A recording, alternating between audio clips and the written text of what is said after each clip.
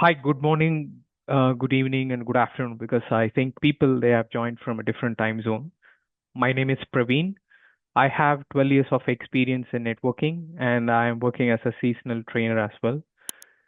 So I'm the instructor for this particular course. This is a Wireshark Basic to Advanced training.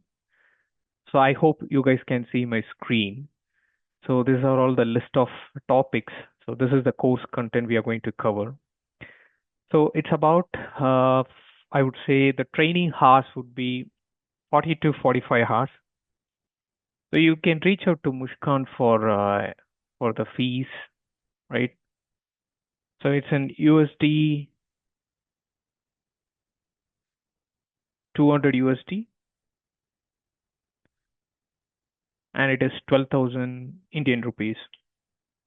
So this is the course content we are going to discuss. So we all know people are from a different background. Maybe there will be students, there are working professionals. So we want to focus on everyone. So we will go from the scratch. So we will discuss about the basics of networking, what is OSI, TCP, IP model. But you may think, I know this, why I want to join this training. That's something we are different from others. So we are not going to teach you just the theory. So I would say mostly the session would be followed in the same way for every session. It's like that. So it will be 80% of practical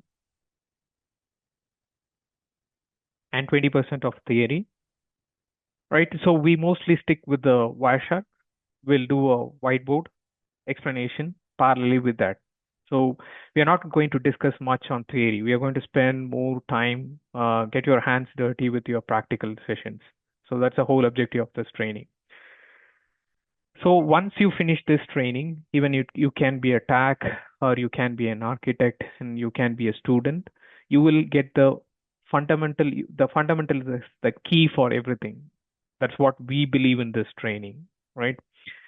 So if you're very good with your fundamentals, obviously you will troubleshoot better.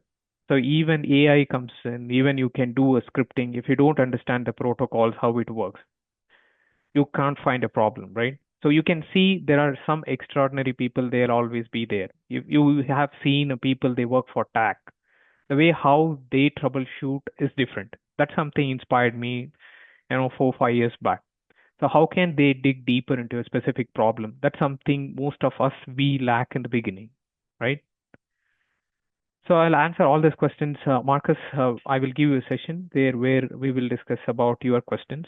Now let's continue. You mark your questions and I'll answer your question. Everyone is like that. You can note down your questions. You can ask me when there is a Q&A session in 15 20 minutes. We'll have a break in the middle. We will answer your queries and then we will continue. So the tag they do a troubleshooting better. So always why is those set of people they do troubleshooting better than us, right? So even we know TTL, so where exactly it applies, where I have to find a problem, that makes a difference, right? So I want to explain you a very simple scenario where exactly the Wireshark helps.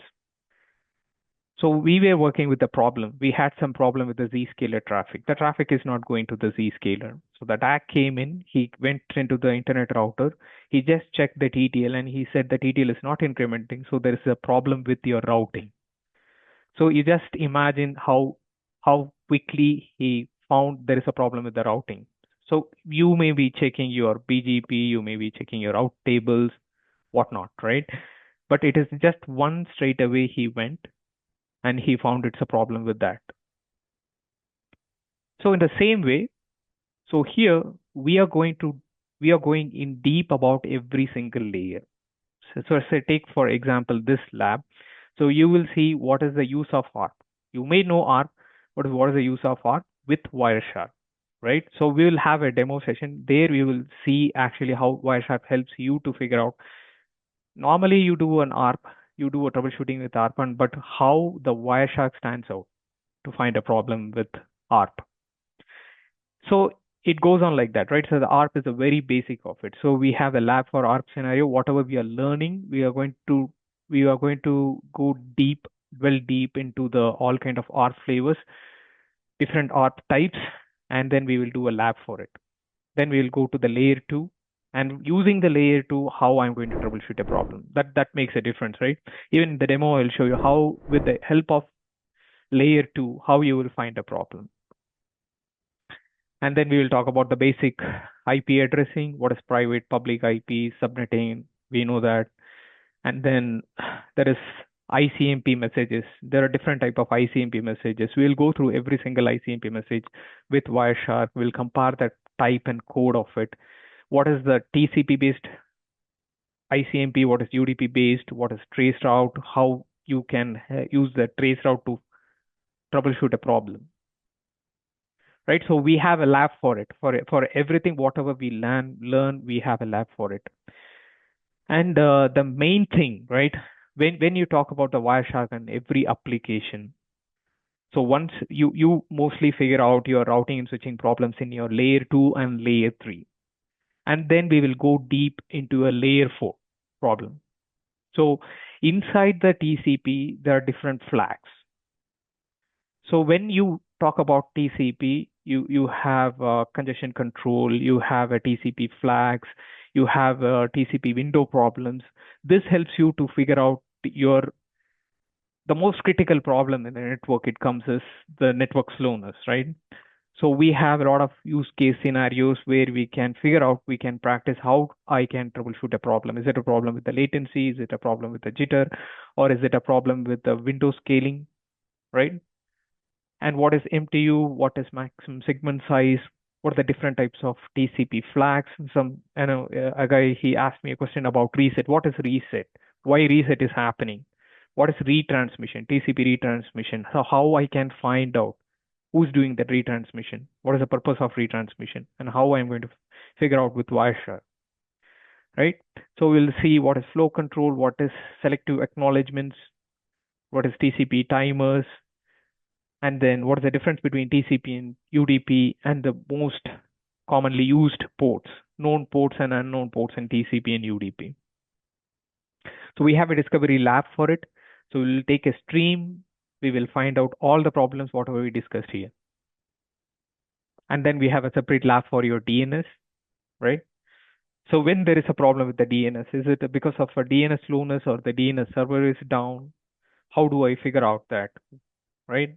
So what are the different types of queries the DNS is using it? And we have a lab for DHCP. So you may think DHCP is just DORA process. It's not, right? So even you have DHCP options for wireless.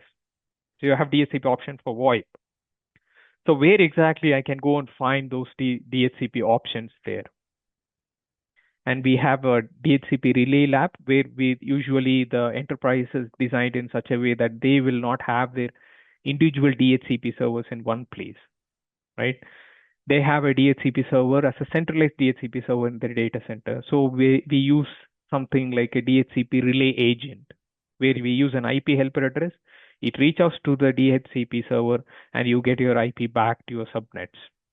So we have a lab for it. And in the switching, we will see what is VLANs, what is inter-VLAN communication, everything with packets, not with configurations. As I said, this course is it is more focused on your Wireshark, right? Not with configurations, because configuration everybody knows how to configure. If I go and do a configuration for a VLAN, I can do that. If I connect a firewall there and I create a VLAN for a firewall, my IP communication happens there. So that's not the whole point. The whole point is how I'm going to figure out a problem, how I can make myself better in troubleshooting with packets, how I can figure out a problem very quickly, how logically I can find a problem with Wireshark, right? And we will talk about the routings, right? So the routing, when it comes, I would say the static routings everybody is doing, right? In even the firewall, you do static routing. Even in the load balancers, you do static routing. But the big piece of the routing and switching that comes in play is when you do a lot with your OSPF and BGP. So we'll go deeper into OSPF packets and different areas, multi-area OSPF, not so stubby area, all those area types we are going to discuss. And we are going to see every single LSA types inside, how it is being exchanged, right? Because even in Palo Alto firewalls, I have seen my friends, they say they're using OSPF, they're using BGP for it. So you will see BGP and OSPF is a very dedicated topic we are going to discuss about in a very deep level with Wireshark and configurations. You can definitely, hone your skills in BGP and OSPF Hi, while learning this. Parveen. Actually, your Outlook window is shown in your screen. Have you shared any PPT or anything? Because currently your Outlook window. So please check once. Is it? I'm sharing my course content. You can't see that the Excel sheet with course content.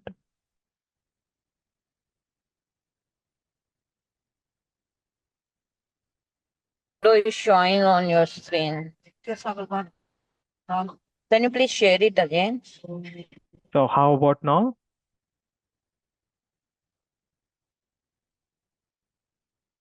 Muskan, how about now? Can you see my Same, screen now? it's your Outlook window. Still Outlook window? Is it same thing for Yes. everyone? Can you Yes, yes. What do you Yes, guys see? What do you yes, guys yeah. Your see? Outlook, Just your your Outlook Outlook, Outlook. we are window, seeing. Outlook We are window. not Yes, seeing we From are any. from seeing. from the Outlook time window. you started, we've just been seeing the Just Outlook been seeing Outlook page. there. We We are haven't not seeing seen any of the anything. course outline. Okay. Yeah. I'll try one more We time. were lost, and the chat is also disabled. Can you enable the chat, please? Yeah, now it's perfect. Now we can see. Okay. I know there's a glitch. So what is that? You guys can type, right? You can't chat? No. Yes. Chat is also disabled. Can chat with the admin only. Okay. Yeah, just enable the chat and just enable the speaking thing. Because we are not able to speak, we are neither able to send any chat messages. So that only makes it a one-way kind of a thing. You're only seeing the Outlook all this time. Okay, got you. Thank Uh so I hope you guys can see my screen now, yeah? So this is the total hours is 40 to 45 hours of training, and the name of the training is Wireshark Basic to Advanced Training. And this is the fees. This is US dollars is 200 US dollars, and the Indian rupees is 12,000. So you can reach out to Muskan. That is given in your, your WhatsApp poster, right? So you can reach out to her. Yeah. And I'm going to unmute everyone because this is a problem, yeah, because there's a lot of background noise coming in. So Muskan will enable a chat, so you guys can chat and reach out to me. And after 15 minutes, I will unmute everyone so that you can ask your question. You can, in the meantime, you can mark your questions. You guys know the difficulty of. I am ready to do that, but if you can see a lot of background noise coming in, people they don't That mute. is fine. That is fine. You can mute Yeah, us whenever yeah, required. You can unmute. I think that is yeah. better. You can raise your hands. Maybe in the meantime, I will try to unmute and talk to you guys. Yeah.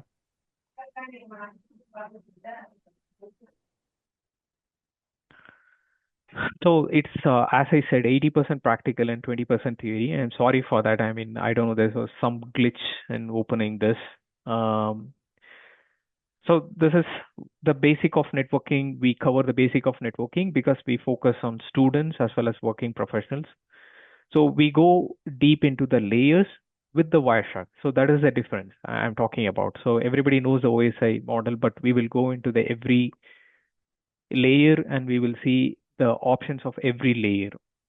And the same thing we will practice in the lab. So where it helps, we may think this is all something theory. Why do I want to know about this? Definitely not. Because if there is some problem with that, you may be troubleshooting your problem with your firewall. But what if your base communication is not happening? If there is no ARP communication is not happening, and if your SVI is down, how you're going to figure out a problem? So the base is very important. So if you make your foundation stronger, then you can troubleshoot better. So that's the whole point of designing the whole whole content, because there is a separate team in-house. They prepared this document based on what's the best we can do and how we can actually build up the foundation with the students, because where we struggle. So they did a proper analysis and they have come up with this topics. So we will discuss about ARP, how it works in different subnet and what is the different flavors of ARP, and we will do the use case for the same. And we will go deep into the Ethernet frames, how it works, right? This is all packet level I'm talking about, and we have an use case scenarios that makes a difference. So it is not just you're going to learn a ARP and you will see the packets. It's not like that. We will replicate a scenario where if there is a ARP is failing, how we are going to figure out using the Wireshark. So we are going to do that. And in the Ethernet frames, we are going to learn about the MAC address, what is source and destination MAC address. We know that. But how I am going to use this MAC address to figure out the problem? Say, for example, if your DHCP request is coming from switch A, and if it is coming to your core switch, and what can I see that MAC address in my core switch? You can see that definitely in MAC table. But can you see that DHCP discover messages, all this your door of packets? You can't see that. You can do that in your debugging on that particular switch, but is it actually reaching out to the core and it's going back to your centralized centralized DHCP server or not? That's something we will focus on, and we'll see where exactly the packet is getting blocked and how we are going to figure out that using Wireshark. Yeah. And we know this is a basic of IPv4 addressing schema, and we will learn about that. And this is the most important thing, right? When we go for the layer 3 header, so most of the problems happens with the fragmentation. If there is too much of fragmentation is happening, or apparently you will face a slowness problem. And if you establish a connection to a device, if there is a problem with your OSPF, I have seen in a scenario where your MTU, there is a different MTU mismatch between those two devices, your neighborship will not come up. But how this Wireshark is going to show me the MTU values, which header I am going to see that, right? And then we will see the IP options, what are the different IP options, and how this layer 2 address and layer 3 addresses changes, and how this packet flows through the switch, routers, and firewall. So we will have a firewall, switch, and router, and we will see how this packet is flowing through in the packets. Along with the packets, we're going to see that. And if you ping, you will see request timed out, destination not reachable, host unreachable. So we will do all those use cases in the lab with the different ICMP options. And we will use a traceroute, how traceroute helps me to figure out a problem, right? Even if something is blocked in the firewall, is it my packet is properly routed from A to D? So BC can be a firewall, BC can be a proxy. So how do I find out if there is a device in the middle which is blocking my packet? So we'll see this TCP errors, traceroute errors in using your Wireshark. We'll do that. And this is a very dedicated topic, and this is the most predominant topic we are going to discuss. We are going deep about the analogy of TCP fields, and we'll go with congestion control. What is explicit congestion notification? And then we will discuss about the TCP flags, what is MTU, what is a TCP retransmission, what is fast retransmission, what is selective acknowledgements, what is TCP timers, everything in packets, right? Not in a theory, as I said. So we have a lab with that. So we use a TCP UDP streams and flow graphs with Wireshark. We will see that. And as I said, the DNS is very important for most of the problem. If your DNS is not working, apparently your URL is going to, your URL will never work, right? So you're going to figure out how I'm going to find out a problem with the DNS. If there is a problem with if there is a slowness in DNS, how using a DNS timers I'm going to figure out problem, how I'm going to troubleshoot a problem with DNS. So all this, we have a DNS lab, a dedicated lab for it. So we are going to see all these differences, and we'll see what is DNS TTL. And also, I will help you to create individual profiles for different problems, right? Very quickly, you can go and real quick, you can go ahead and just click a button and you can figure out a problem. But you have to make a filter of it and you have to understand the fundamentals of it. So that's something we will focus on. And in the DHCP, as I said, it is also used for VoIP communication. It is used for wireless. So we'll see different DHCP options, where to find, and we will see how this IP helper address is used and what I should see in the IP helper address. And what if I don't get an IP address for a specific subnet, where exactly I can go and troubleshoot a problem using a Wireshark? What are all the key headers I should look for if there is a problem? So we will see that in the DHCP relay lab. So from here, I'm going to pause for a moment. And if there is any questions, you guys can ask me now.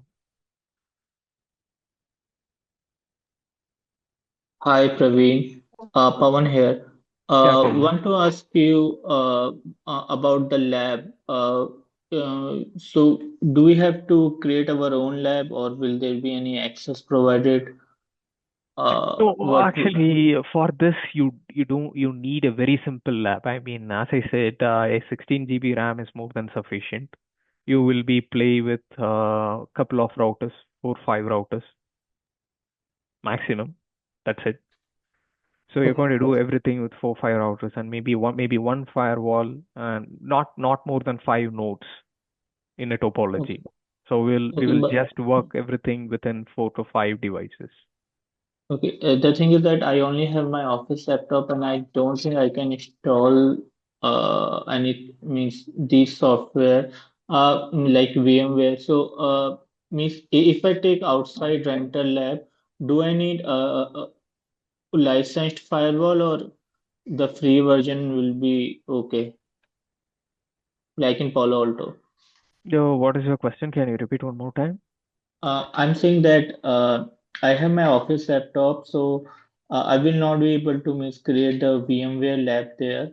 So if I take out means buy any or rental lab access, so there in the device, do I need any licensed device like licensed Palo Alto or the No, no, no, like no, the no, no, no. I mean, there is a maybe very cheap price. You will get maybe 2000 Indian rupees. You will get a rental lab, right? So maybe I think if you take a rental for 1 month, that's sufficient to practice everything. Within a month, you can practice everything. The one more month, you can keep it yourself. You can use your same office laptop to just use your Wireshark. It's more than sufficient to do that. So I know most of the students, they may have this question in their mind.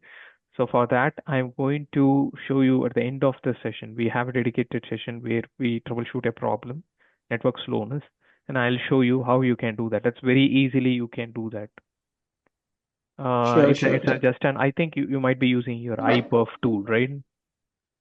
But having a lab is definitely needed. I'm not telling you you should not have a lab. You should have a lab, but it's a very small lab is fine. 5 devices. That's something you can use your personal computer or something to do that. I think you can do that with EVNG or GNS is also fine for it. Yeah, hi, sure. hi Praveen. Together here.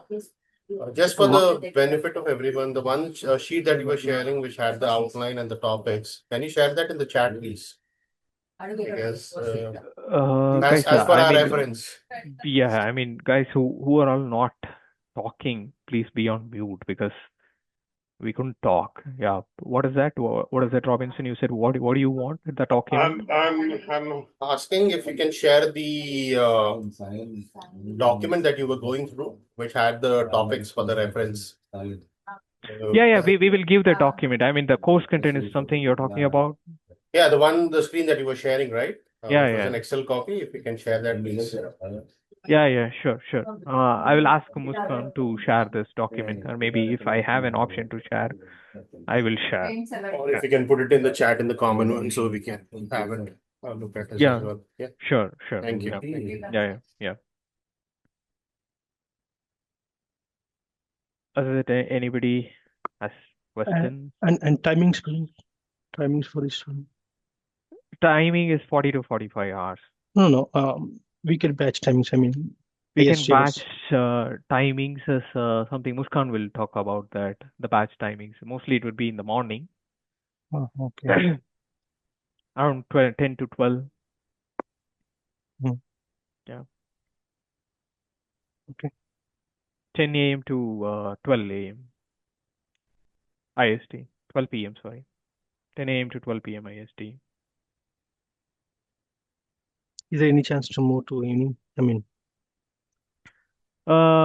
You can talk to Mushkan. We'll decide oh, about that, but this is mostly in the morning, 10 a.m. to 12. But you have a recorded sessions. You can watch the okay. recordings and you can practice for sure.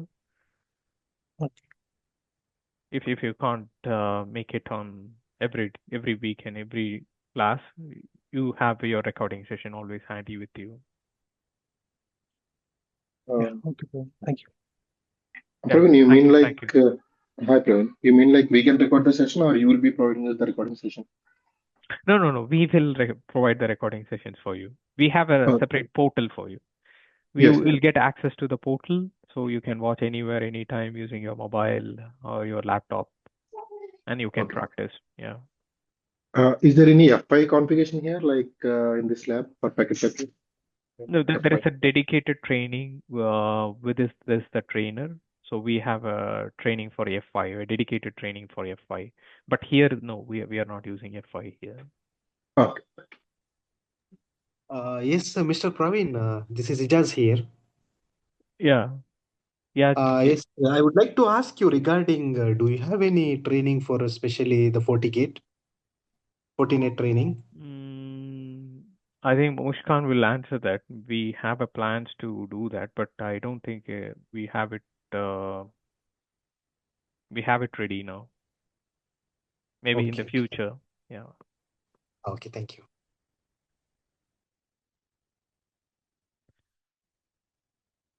Is any other questions, or else we can jump back to the session?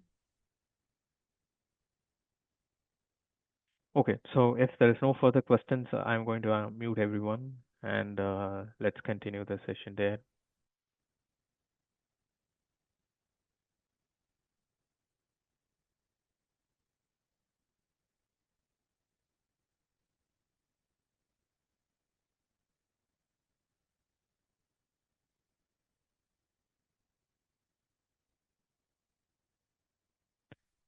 And I hope you guys can still see my screen, right?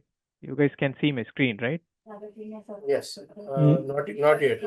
Not No. How about now? Not it. Not it. No, still not. I think why it is keep breaking. Okay. How about now? I think you guys can see my screen, right? Yeah. We can see Yes. that Excel Now. sheet. Now. Okay. Got it. So I'll mute now. Thank you. So you guys can chat or you can raise your hands so that I would know what is the problem. Yeah. So followed by that, we will go into deep into the switching part. What is the difference between ARP table, CAM table, and then what is the LACP, link aggregation protocol. But with Wireshark, every packet, we will see that. We will do a lot of troubleshooting with that, the scenarios. It's not just a configuration on that.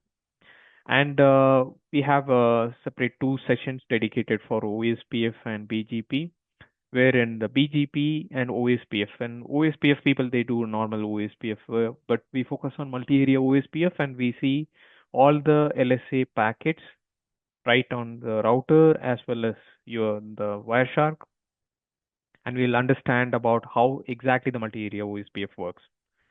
Right, and we will discuss about all these areas, all the special areas in OSPF, along with LSA types, and how do you troubleshoot a problem when there is a problem with your OSPF. All the possibilities we will cover in the session. And BGP, as I said, I mean, some people they are still using it in the firewalls as well as in the data centers. That is the key protocol they use for data centers. And sometimes if they are using the firewall as the internet gateways, they use BGP. So most people I have seen they struggle with what is the difference between eBGP and iBGP.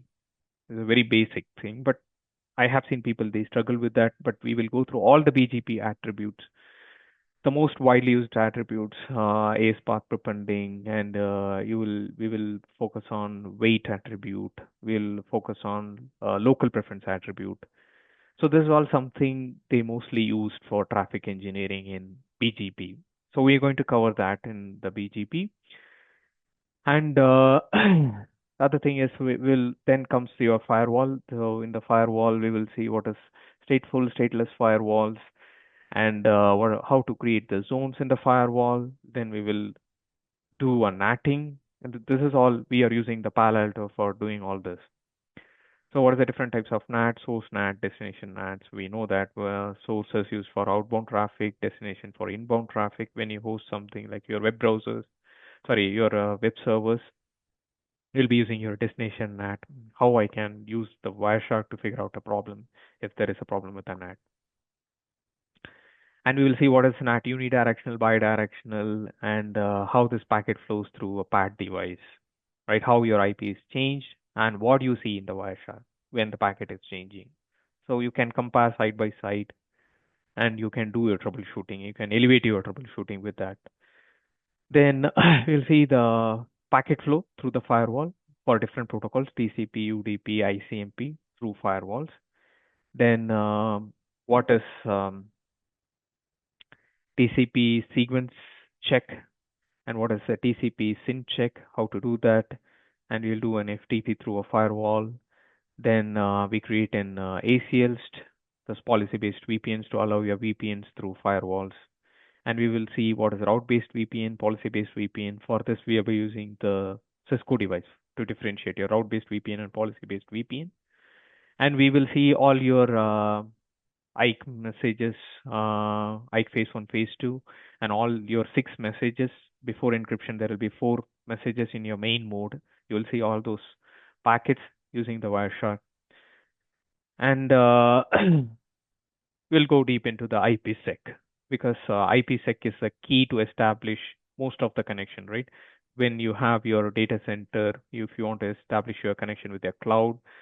So we will go deep into the phase 1 and phase 2, what is an encryptions and all the details of all the 6 messages. Haggle parameters, we will see that what is the difference between main mode and aggressive mode. So the 6 messages being squeezed into 3 messages there. And what is perfect forward secrecy? What is the IPsec modes? What is the tunnel mode, transparent mode? So what is AH and ESP, right? AH provides only the hash, but ESP, it does an encryption and hash. So how do I see the port number 4500 there? So it's used for NAT-T, and the IPsec uses 500. So how I'm going to troubleshoot those problems. So we'll be doing an overlapping subnets by creating the VRF on both end, and we are going to do an overlapping subnet. So both subnets is used in point A and point B routers, and we will do the troubleshooting scenarios there. And we will troubleshoot a very deep level of phase 1, the message 1 to 6. If either one of those messages fails in the middle, how I'm going to find that exactly in the Wireshark. So overlapping subnet scenario using the VPN and then your private IP to private IP, setting up your VPNs on both ends, right? So and the NAT traversal problems, NAT-T we will be doing. And the final piece is your SSL, because you know everything, right? Right, even your VPN, the key encryption hash, KEH, key encryption hash is a move 3 base 3 primary parameters when you establish a connection. So in the same way in the SSL, how I am going to troubleshoot a problem if there is some problem with the certificate. If the certificate is expired, if there is an unknown CA is found, so how do I find that? So even you have your certificate, but if you don't have your root CA, so apparently you can't establish your connection with that particular server, isn't it?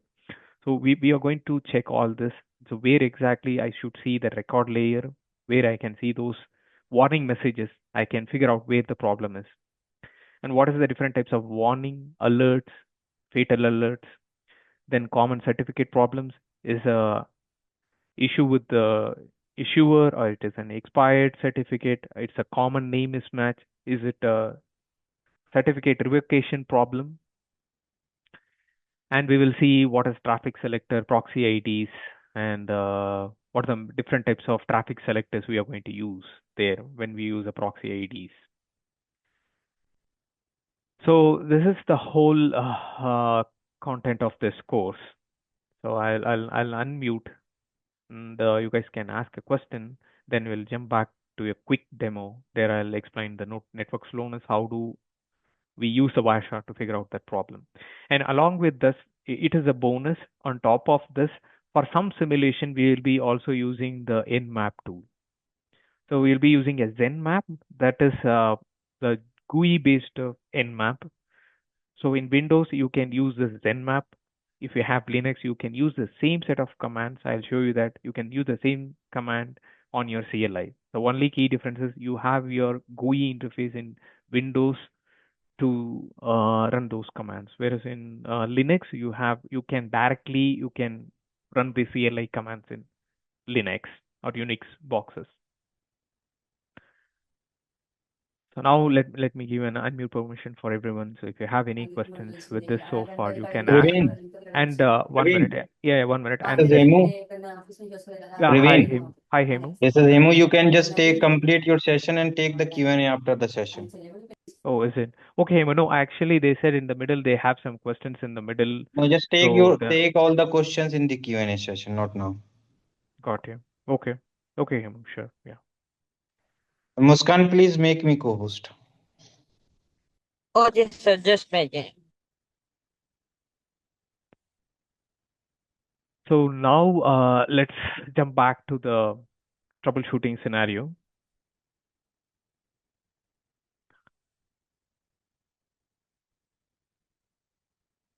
So I'll show you the basic of how Wireshark looks and what we are going to troubleshoot in this session. So we are going to find the network slowness. Before that, let me fire up the Wireshark.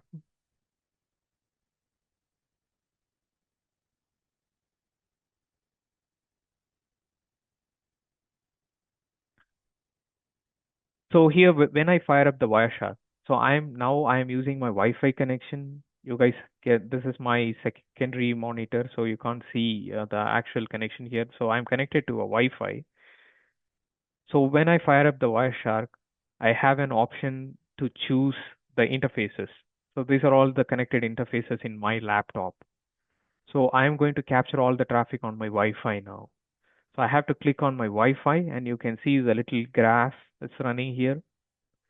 So there's the actual traffic is going on all these three interfaces, but I am interested in Wi-Fi interface. So I'm going to double click. So you can see all my packets, all the communication, whatever happening in my wireless, you can see all the traffic here. Right. So I'm going to pass this connection. And then I'm going to do a quick network testing, right? Network speed test. So what we generally do, we do speed test.net, and you will do that. But actually in the enterprises, we don't do that, right? Because it just gives you the what is the speed, but you don't know what is the packets and how do I see the packet level information there. So for that, I'm going to use a tool called iPerf. I'm going to run the tool iPerf here.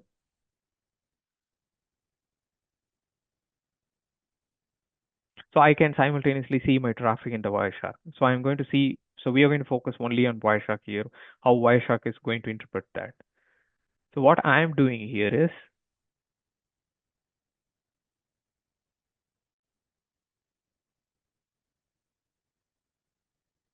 so this is a type of command I'm going to run. This is in my exe file. This is an exe file I'm going to run in my command prompt. And this is the public facing iPerf server. So this is the port number 5202 destination port. And I'm going to run 10 parallel connection. So that is the meaning of this. So iPerf-C is a client. I'm running this as a client mode. So this is iPerf client. My computer is a client. So this is my destination, the server, and this is the destination port 5202, and this is the parallel connection. So I'm going to run 10 parallel connection at the same time.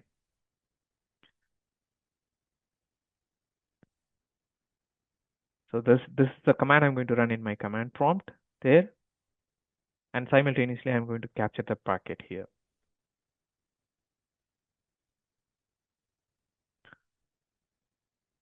So I'm going to start my capture. And let me stop this.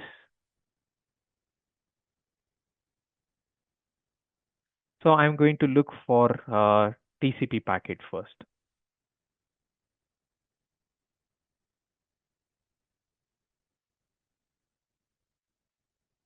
So you can see a little yellow button icon in the corner of your Wireshark. You have to click on it.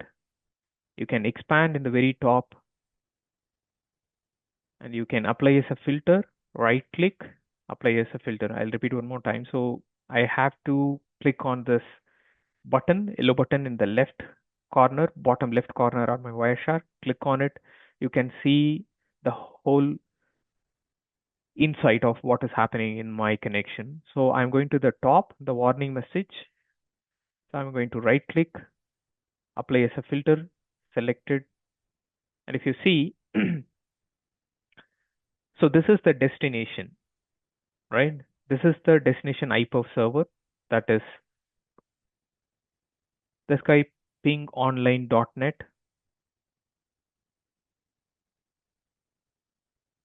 The pingonline.net, if I resolve this, I'll get this IP address.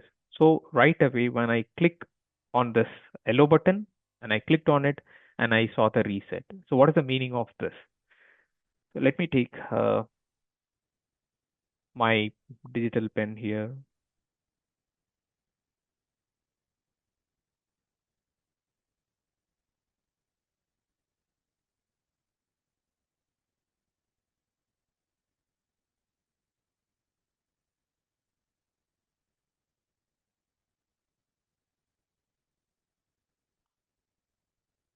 So this is my client,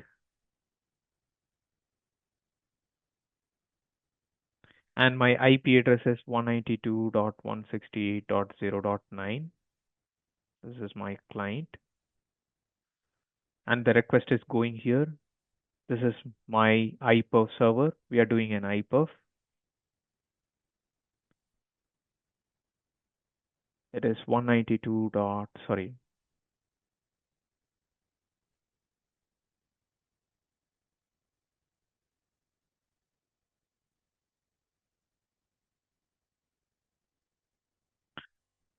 So the IPv server is 51.158.1.21, right? And when we say TCP, it's a three-way handshake. So the client is going to send a SYN. I should receive a SYN-ACK back.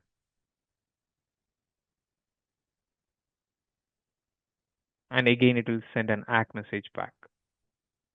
This is called three-way handshake, right?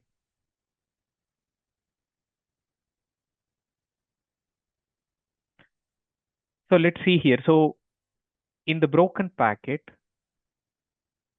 I did an IPv. What is the information I can see from layer 1 to layer 2?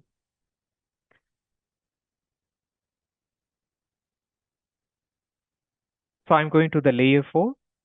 The source port is 5201 because the source is 51.158.1.21. That is your IPv server.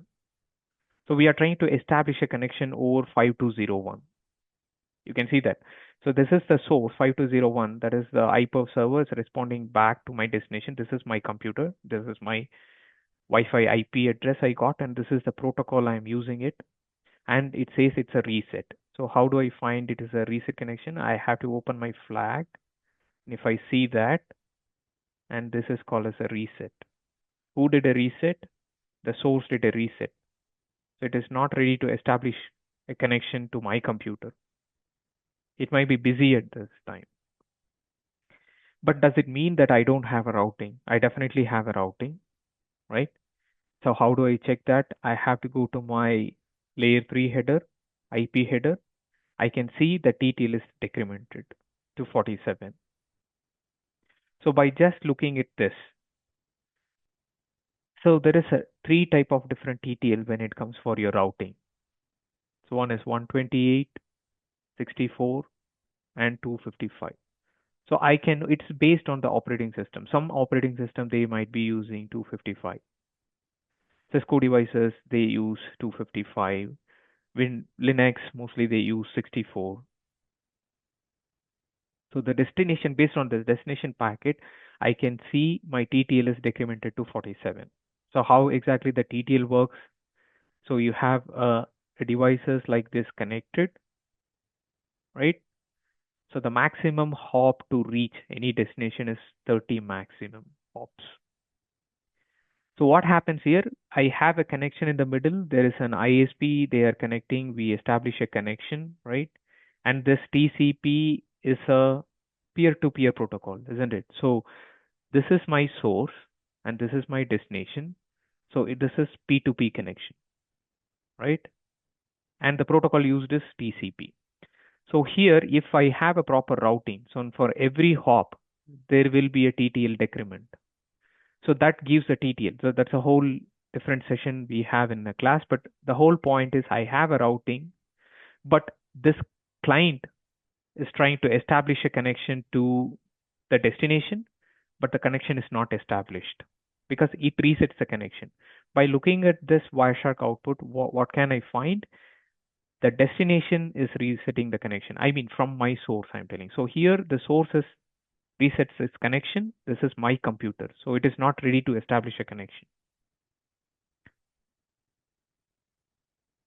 So if I go to TCP now, if I go to the conversation, this is the whole conversation, and this packet is in the middle of the packet when it did a reset. So if you see this is my source, my computer. It tries to establish a connection. The first packet is a SYN packet. You can go to the flag and you can see right here. This is a SYN packet sent by source. The source 192.168.0.9. You can see this. This is my port number, right? This is the port number of the source, my computer, and it is trying to establish a connection on 5201. And this is a SYN packet. For that, I got a SYNAC back. So what is the source port number now? It's changed to 5201 because now the source is the iPerf, and my destination is my client. So this is server and this is the client. So there is the port has been swapped. I mean, this is 5201. It comes from the 5201, goes to 28855. It's a random port. This is called a SYNAC. So how do I check that? It's a SYNAC packet. I have to click on this packet and I have to open up the flags, and you can see both my ACK and SYN, both are marked here as one. SYNAC, for the SYNAC, the client is going to send an ACK packet back again. So you can see only the ACK packet here. So my three-way handshake is fine. So once you have your routing, only then your three-way handshake happens, isn't it? Because this is your client and this is a server. So we know some kind of IP routing is happening in the middle. If I don't have a routing, how can I expect the layer 4 to work? Because layer 4 is your TCP.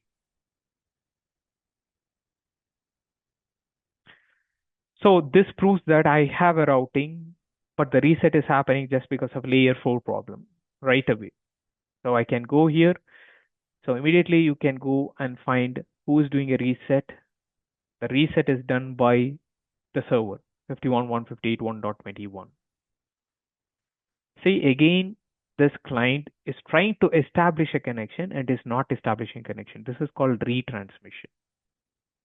So there is a big difference between the retransmission and reset.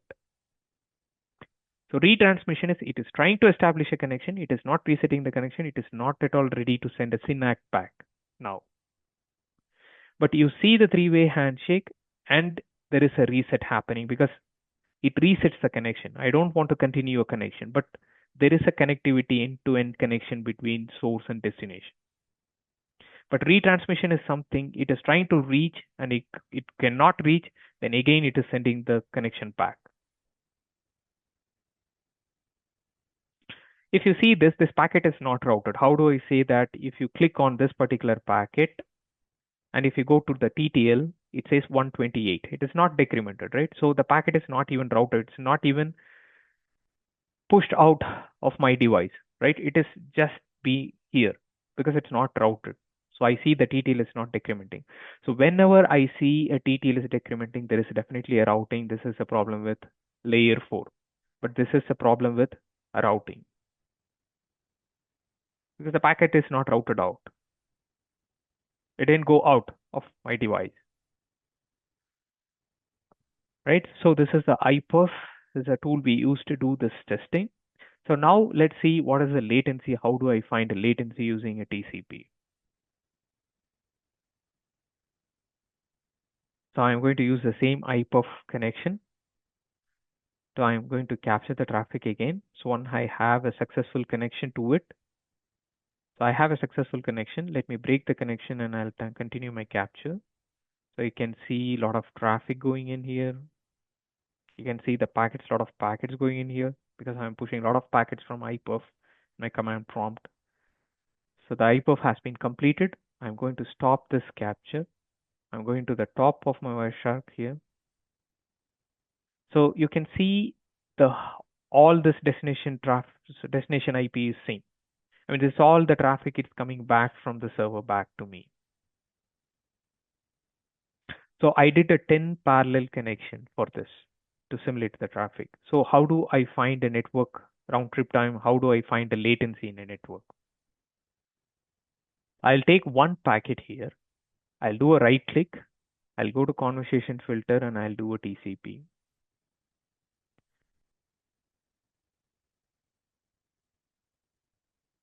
So let me take this packet, conversation filter, TCP.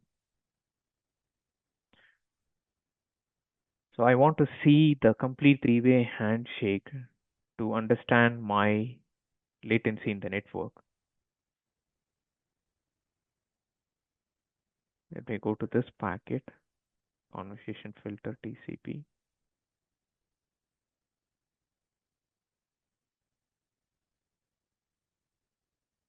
I'll try one more time because I want to capture the three-way handshake. I think I didn't do it quickly.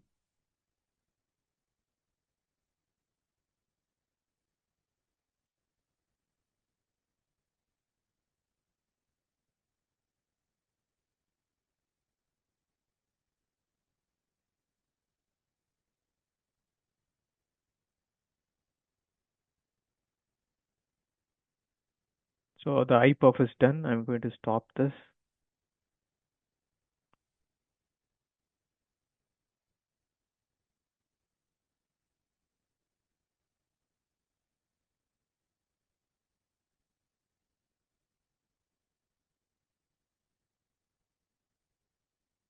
I can see if in packet I should see my handshake. Somehow I'm missing the sequence. I'll try one more time.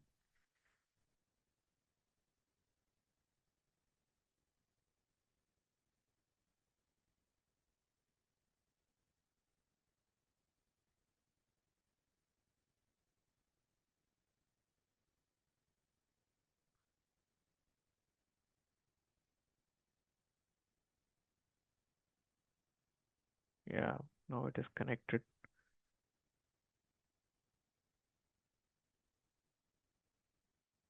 Let's stop here.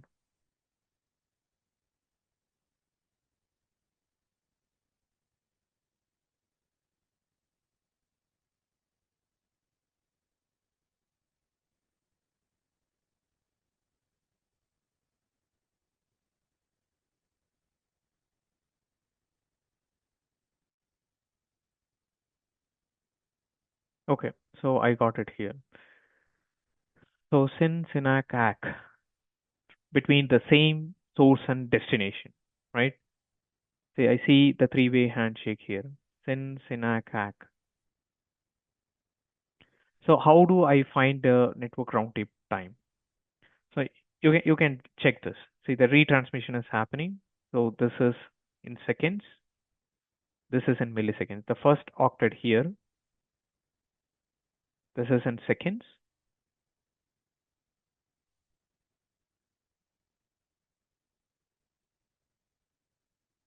and this part is in milliseconds.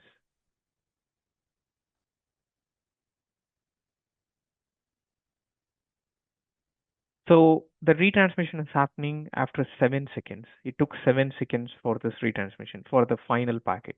So for this, it took 291 milliseconds. The third packet, if you see, it took 1 second. It was waiting for a second to do a retransmission. So there is something called as a TCP retransmission timer, called a TCP timer.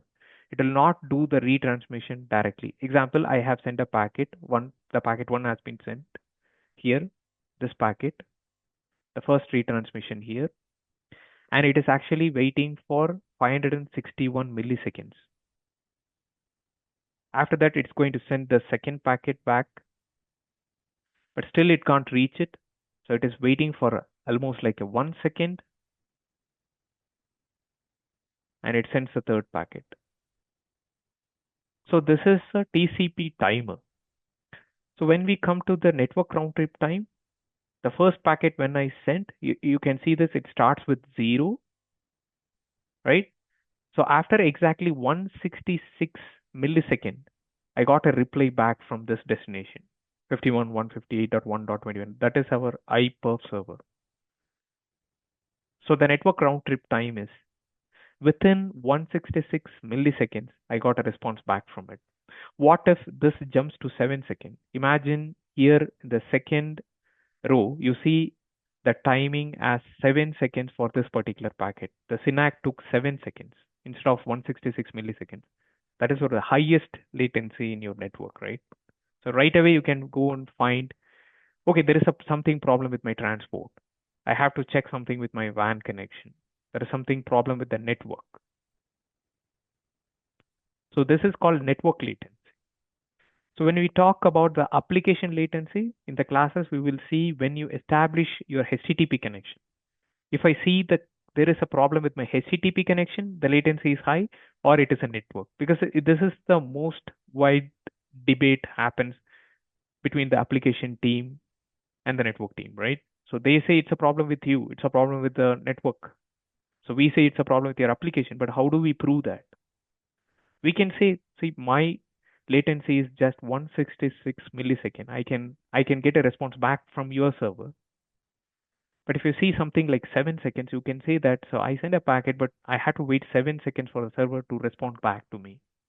Imagine this 7 is here, second packet. So that's how you're going to figure out how this latency, how do I find the network latency? This is called as a network round trip time. Why it is called as a round trip time? Because the first SYN packet, when it's sent here, it starts with 0 second, right? It starts with 0 second. So I send a packet. This is packet 1, right? Starts with 0 second. This is my SYN packet in my TCP. So after 166 milliseconds, I got a response back from the server, SYNAC. This is my server, and this is my client, right? So this is your network round trip time.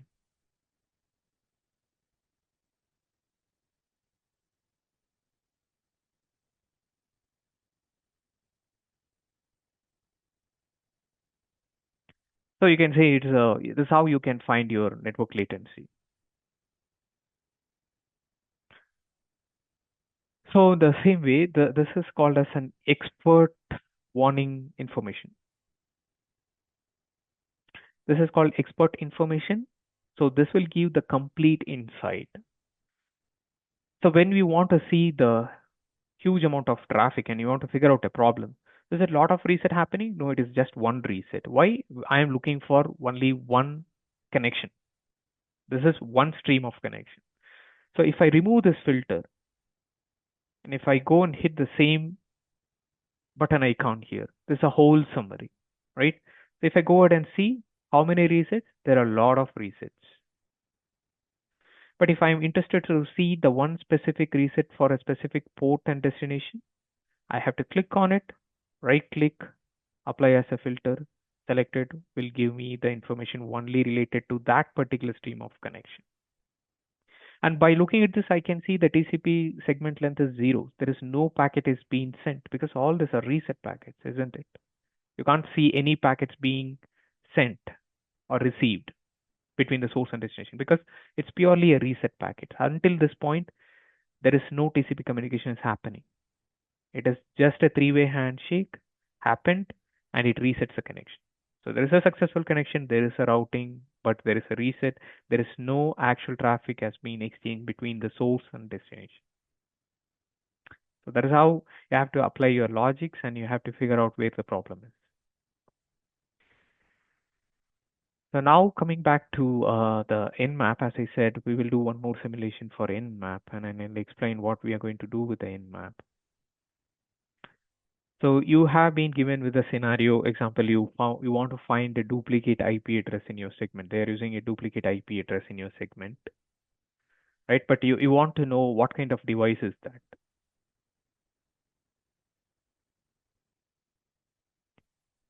So let me show you what Nmap looks like and how we are going to use an Nmap for it.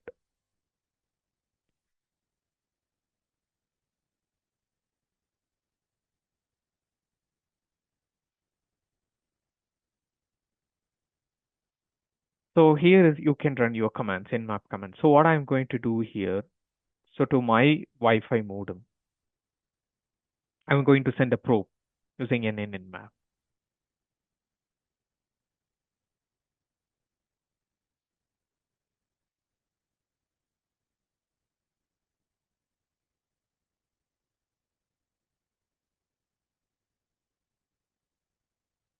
So if you look at this, my default gateway is 192.168.0.1.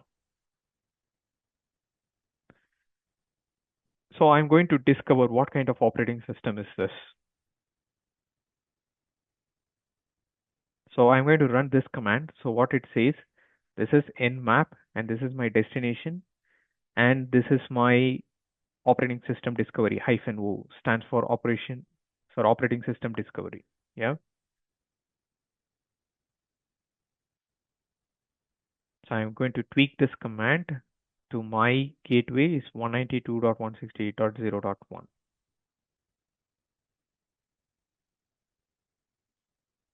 And simultaneously, you're going to see if what if somebody is doing a scan, somebody is doing some scanning in your network, how you can find using the Wireshark, right? So I'm going to stop this capture again. So when I do this, I'll start the capture and I'll show you. So this is a command nmap and this is the destination and do a OS discovery is something I said.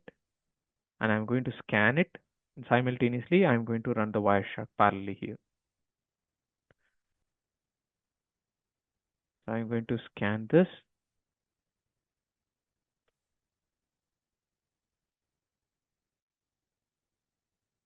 Let me open the Wireshark here. We stop the capture.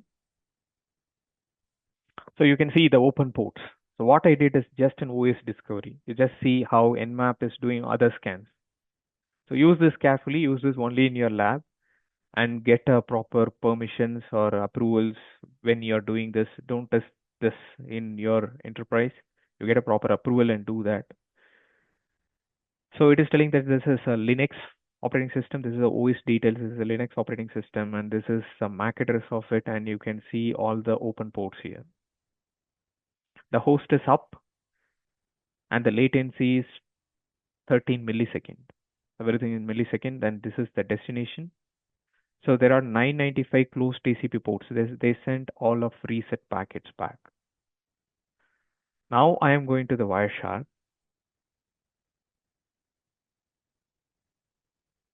So I am going to give this IP address because I am interested in this IP address traffic. I am going to just filter this IP. I don't want all the traffic here. So what I'm going to do, I'm going to type IP.address equal and this is the destination IP address. If I give this, just look at it, how many resets and how many TCP scan request has been sent from my computer to this destination. If you click on this export info, You can see, open this, you can see the number of reset packets here. Look at this.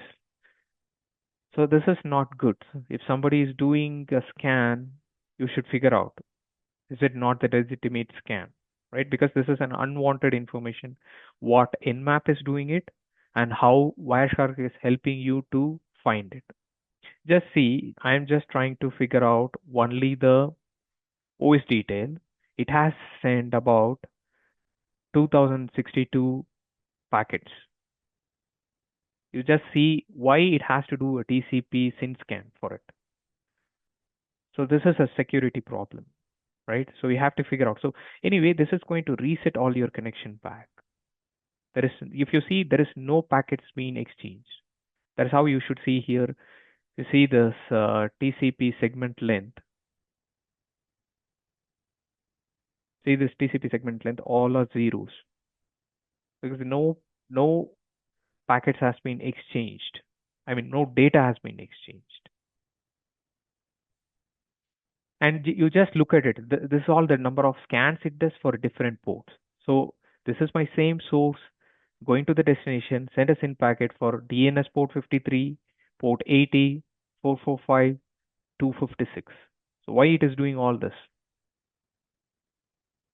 But if you use this for your troubleshooting, with a combination of Nmap and this, you can figure out when there is some duplicate IPs coming up.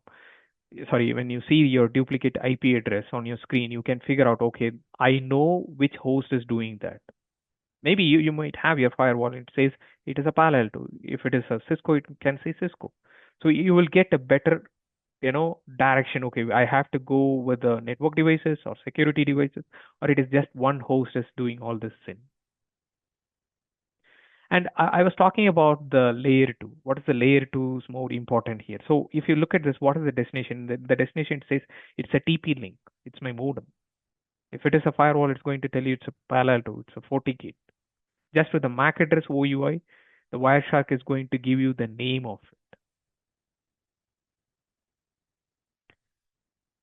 So this is how it works. And as I said, this is how we are going to learn for every topic. We are going to stick to the Wireshark and we are going to do the practical 80%. And side by side, we are going to do a whiteboard. So not a theory session. Get your hands dirty with your practical. And this is a whole course is about.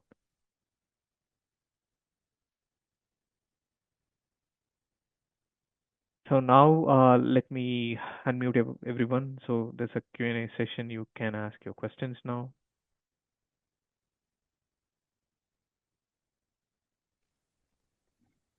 Hey, Praveen, I've got a query. Yeah. Hi, Marcus. Yeah. Hi. Hey, the latency stuff, what you were trying to explain, right?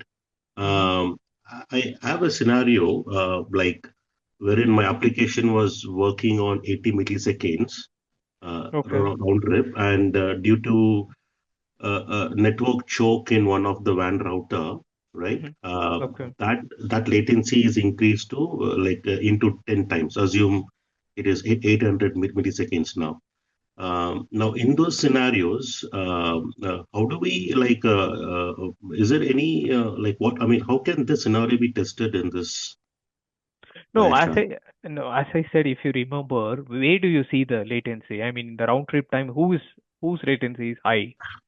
You said is it the destination IP is what destination IP is your WAN IP is showing the spike? No. Assume I've captured from my client. I mean, the client is trying to negotiate with the server, right?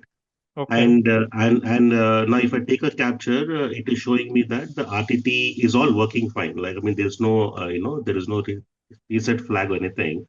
But the round trip millisecond, when I see it showing us at 0.8, which is like 800 milliseconds. No, but still my question is, I mean, you see that 800 milliseconds whatsoever, but where you see that? I mean, have you checked in the Wireshark or something? You found it's in Wireshark. Like whatever you're explaining, the three-way handshake, right? Okay. From the client to the server and server back to the client, and the client back to the server. So all the three-way handshake happens. The layer 4, layer 7, HTTP traffic, everything happens. Okay. But if everything is happening on 0.8 milliseconds on an average. but still the application is trying to complain that my application is still slow. Basically, why it is slow is because the application is so sensitive that they work less than 100 milliseconds only, right? But Is as per it, my, yeah, but is it something, have you verified your latency in your HTTP packet, or it is just your TCP no, three-way on handshake? the, I'm talking about the TCP handshake itself. Mm-hmm. The TCP handshake itself is showing me 800 milliseconds, right? Uh, the TCP itself Okay, is 800 milliseconds. 800 millisecond is not very slow. Actually, it's fine. I mean, up to No, one no, second is yeah. okay. I mean, so according to the normal network terminologies, assuming 800 millisecond is not a problem, it's all fine. But just assume this is like having only like a 3 or 4 hops. I'm just trying to put a like a scenario which had a practical scenario, wherein it was 3 or 4 hops, but this application is quite time sensitive, Mm. and it works only with a response time of 100 milliseconds. Anything more than that, it has a problem, right? But we Uh, don't have that the sensitivity of the application, right? So is there any way that we can try to figure this out until unless we don't know the previous working scenario of this application, which worked in 100 ms? Some kind of this scenarios. Is there any way, or I'm just trying to. you can just open the, you can use your computer to open the same application, and you can observe the latency, and you can compare with the other web server. And if you see it is normal, then it's a problem with it. They have to tweak something with the application, isn't it? I mean, or else you have to increase your bandwidth to satisfy your 100 Yeah, milliseconds. agreed. But here, in the sense, unless we don't know the standard working, the standard working, whatever the sensitive milliseconds of the application, will not be able to. I mean, unless and until. I mean, if it's like No, more than you 70 can. seconds, we No, know. I got you, but the whole Uh, point is you can prove. I mean, the see for other applications, so this is the latency it works, and for your application, it is slow because it's something they have to do something for it, right? Because No, if no, no. that What is I'm trying to say is this was all working. I mean, what I was saying is that it was all working fine, 180 ms, which was a normal scenario. But due okay, to a choke in one of the bandwidth, this increased into 10 times. It's increased into 800 milliseconds. Now, but for yeah, if it is a 4 hops, you said you do a trace route and figure out on every hop what is the latency in the network. yeah, So exactly. So at this time, then you have to see the trace route hop by and see hop, where exactly, yeah, yeah, hop by where hop the and spike, see hop by hop, yeah. where this pops And increases. yeah, Yeah. yeah, and also you can see that in Wireshark for every, for because if you know the trace route how it works, for Mm. every trace route there will be a what is that time exceeded messages you will get back to the source, right? So for by Mhm. comparing it, you can figure out what is the latency in a hop. No, so that's what my point was. Assume I'm not doing a trace route. I'm assuming, is there any way in the Wireshark itself we can figure it out, like which have No, opt? no, you have to know. You have to do a trace route in your command line, and you can use the Wireshark output to compare the timings. What is for per hop? What is the time taken? Okay, okay, but you need to have a comparison. There is no way in Wireshark it will show the multi-hops results. No, it will show, but I am telling you have to simulate the traffic in the background. I mean, it will not do it on its own. I am telling you have No, no. to go What ahead I'm and do asking that. is, Praveen, so for example, the three-way handshake, right? The Hmm. first handshake, whatever millisecond it says, is from the client to the server, not hop by Yeah. hop. No, no, no. See, that's a big difference. Let's see. Mm. The TCP is a peer-to-peer connection. So you Right. can't see what is happening in the middle. But if you want to see every hop latency, then you have to do a trace route. Trace route only, right? Yeah, Yeah, yeah. yeah, yeah. Okay, okay, got it. Yeah, Emmanuel. I'll go one by one. Hi, Emmanuel. I give. Yeah, you have an unmute permission. What's your question? Okay. Hi, Rishvi. Hello. Yeah. I have a question. Are we also going to read how to read R files? Can you hear me? Yeah, I can hear you. I'll come back to you, Emmanuel. I mean, Rishi is talking. Yeah, you are the next. Yeah. Yeah, tell me, Rishvi. Yeah, I was asking, are we also going to read HAR files? HAR, Fiddler Uh, tool, I don't know about HAR files, Rishvi. What is that? So, HAR files? Rizvi, actually, this part we will not cover here generally. Okay. So, like here, we will totally focus on the Wireshark. We will not include anything with regards to Fiddler and all. So, this R file basically we use to analyze when there is slowness at your web applications. Praveen. Okay. No, we are not going to cover that, Rishvi. Okay. And what exactly are we going to cover in HTTP while we were learning it? Is it going No, to be more, how to read more, like mostly the HTTP latency. We will see HTTP and HTTPS latency. What is the the time protocol taken? behavior Yeah, itself, protocol. as Yeah, well like yeah, the response, the get response, yeah. those. Example, if your TCP communication is fine, if you don't see the network latency in your TCP, so apparently there should be a problem with your HTTP. Is it the client or server is slow when we're doing this HTTP troubleshooting using Wireshark when we simulate? Okay. So in other words, what we are going to learn is more about the troubleshooting or understanding of from layer 1 to layer 3, not Layer specifically 7. from layer 4 to layer 7. No, we'll cover the layer 7 also, up to layer 7. Okay. Yeah, we cover from layer 1 to layer 7 because we have a separate topic for SSL. We have a topic for Okay. HTTP. We have a topic for DNS. Okay. All right. Thank you. Yeah, thanks, Rishi. Yeah, Emmanuel. Okay, all right. Thank you. Yeah, I was also just gonna ask a similar question because I joined late.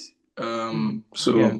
I wanted to just ask about the maybe kind of course content, and then I noticed the session is being recorded. Then, okay, can one get access to the recording session as well too? So that in case I have peculiar or unique aspects that I'm looking forward to getting trashed in this class, I could actually like ask my question of my expectation regarding that. So I think it's good that someone has asked that what aspect of layers or TCP IP layer are we covering? Is it layer 1 to 3 or the entire layer 1 to 7? So but it's okay that you've mentioned that the sessions will cover layer 1 to 7 troubleshooting. So it's all right. I mean, the question is, I mean, you're telling this session is mostly focused on troubleshooting. Is that your question? Yes. Obviously, it's not only the troubleshooting, you will also understand the protocols, right? If we learn protocols along with the troubleshooting, I would say. Oh, okay. It's all right. No problem. Thank you, Emmanuel. So, is there any other questions, guys? Praveen, what is the schedule of these classes? Like, how many hours per day and what days? It's a 2 hours per session. It's close to 40 to 45 hours. It will take 40 to 45 hours to complete the Okay. training. And which days and what timing is it? It's morning 10 to 12, and it's a Praveen, this weekend one batch. we can install that software in our own laptop to get the lab Guys, access ask the question regarding one by that. one. Yeah, So yeah, Radha, yeah. can you it mean just ask your there is questions later? we need to Radha, install in our own laptop and to do the live troubleshoot, right? Radha, 1 minute. I'll come Like back to you. simulation. I'll come back to you. Can you hear me, Radha? I mean, I'll come back to you. Actually, there was a guy, he was asking a question. Yeah, I'll come back to you about your questions. Yeah. Just wait for a second, yeah? Yeah, Marcus, you said, Yeah, what is Praveen, that? sorry. So it was Yeah, 10 to 12, Saturday, Sundays, both days. Hello? yeah. 10 to 12 Saturday, Sunday morning batch, yeah. So it's 10 to 12 Saturday, Sunday. So it'll be like 4 hours per week. Yeah. So it'll be almost Yeah. like a 10 weeks session. Is it? Yeah, 2.5 months. Close to 2.5. 2.5 months, yeah. Okay. Okay. Thanks. Yeah, Radha, you ask your question. What is your question? I mean, for lab access, like lab mean which we are installing that simulation, installing our own laptop to do the live troubleshoot in through simulation, right? Yeah. It's a Okay. combination of both. Sometimes we will use only Nmap and Wireshark, but Okay. only maximum maybe 4-5 devices we may use. One You Palo will Alto provide and that 5. OVA file, that file which need to be installed in our map it on that VM and like Yeah. We'll give the okay, link to download. Yeah. okay, and then this also like 2 hours weekend batch and Yeah. Correct. 2 hours 2 hours weekend batch. each. Yeah. Okay. Correct.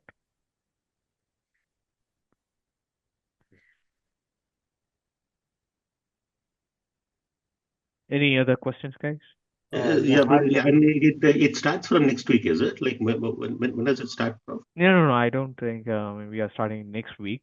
Maybe you can reach out to Muskan. Okay, fine. Yeah. And even the course content, we'll get it from Muskan, right? Whatever you're sharing. Yeah. Correct. Yes. Okay. Sorry, could you please repeat? The first class would be tomorrow or No. next week? No. Not next week. We'll be starting soon, but the So, date the let Muskan me will let let me you add know. here. So this training we will start from 6th of December. So like first week of December. Timing is 10 a.m. to 12 p.m. IST in the morning. Yeah. Correct. Okay, thank you. Trivin, you can just bring that banner actually if you have. Share your Okay. screen so they can write down our numbers so Yeah. someone they can Sure. reach out to us. Sure. Hemo. Yeah.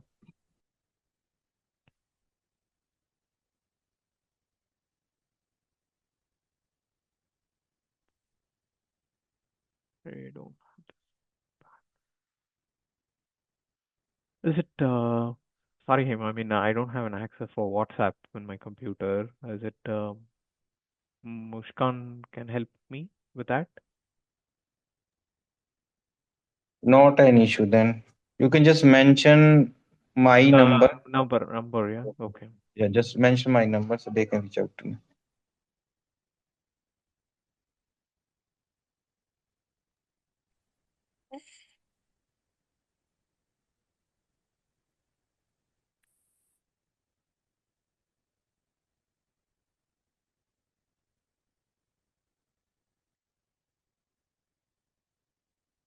Can call this number 9.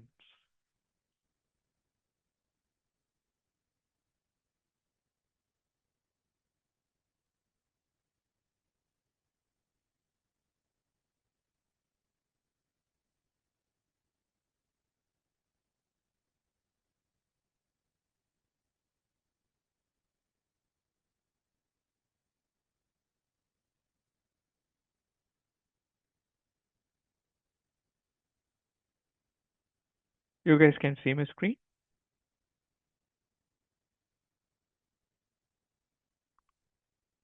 You have Not not yet. shared actually. Okay.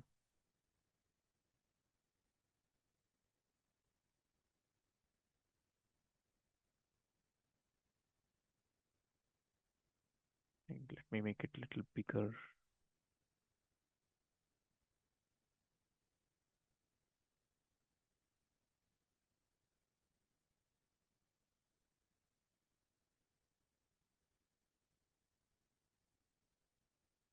Yeah, you can call to this number. Also, I'll give you one more number.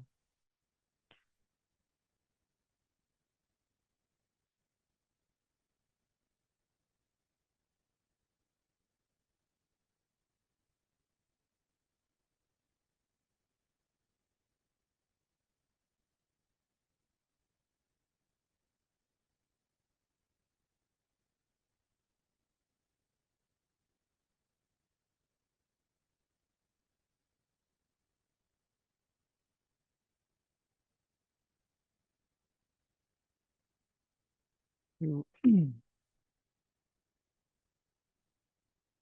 so you can call to either of these numbers.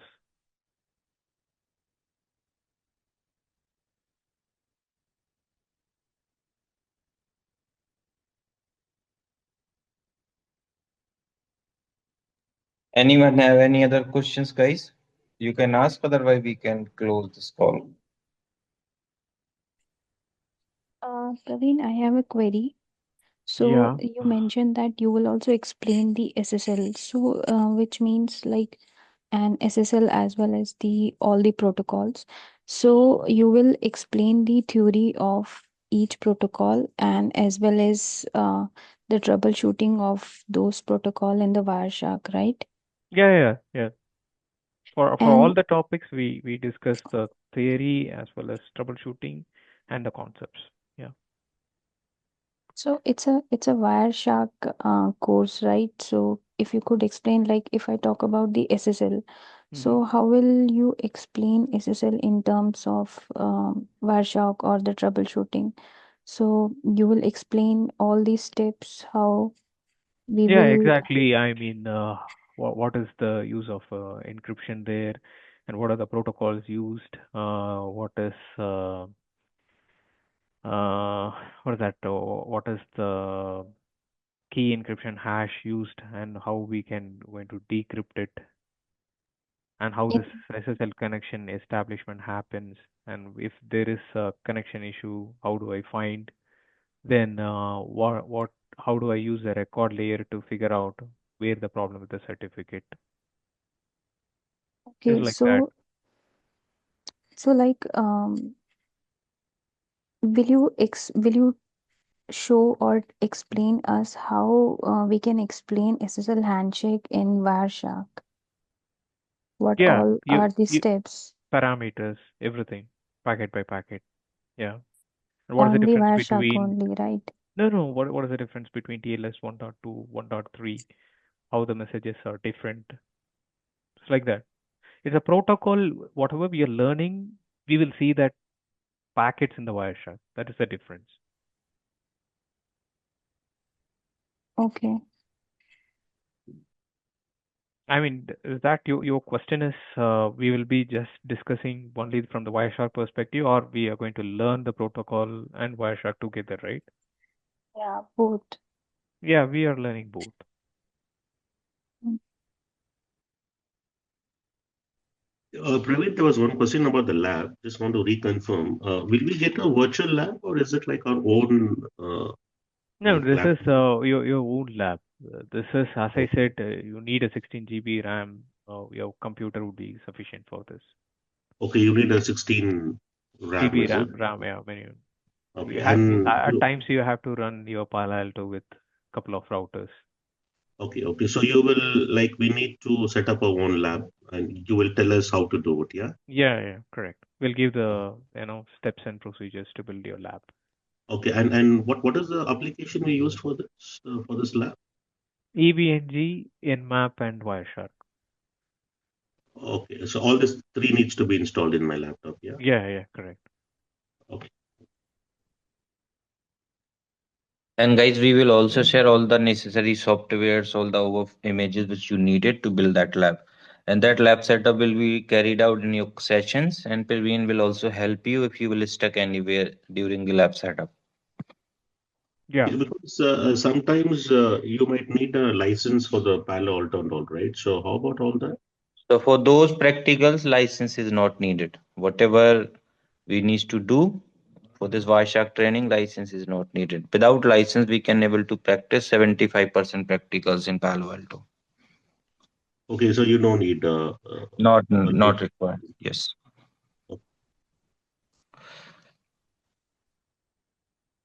Okay, so guys, we will done with the discussion with today. You can take the screenshot of those numbers. You can reach out to us if you are interested for this training. Take care, everyone. Muskan, Yeah. you can just close this call now. Thanks everyone. Thanks Hemu. Thanks everybody. Bye.